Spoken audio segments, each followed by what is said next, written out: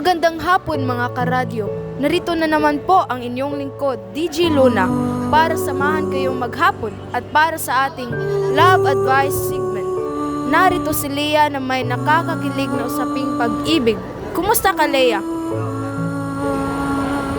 Magandang hapon po, DJ Luna. Nahihiya po ako pero gusto ko po sanang humingi ng payo. Walang problema. Leah, ano ba ang nakakakilig na usaping pag-ibig na yan? Crush ko po kasi ang kaklase ko pero hindi ko alam kung paano ko siya kausapin. Natatakot po kasi akong ma-reject. Nako, Leah, normal lang yan. Lahat naman tayo nakakaranas ng ganoon. Ang mahalaga ay magkaroon ka ng lakas na loob.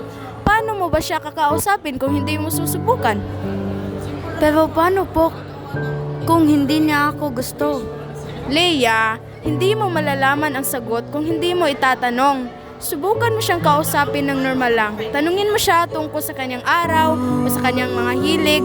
Ang importante ay maging tunay ka sa iyong sarili. Salamat po, DJ Luna. Bibigyan ko po ng try. Sige, Leah, at tandaan, ang pag-ibig ay isang magandang regalo. Huwag po kayong matakot magpahayag ng inyong nararamdaman. At narito na naman po tayo para sa isa pang kanta. Magandang hapon mga karadyo.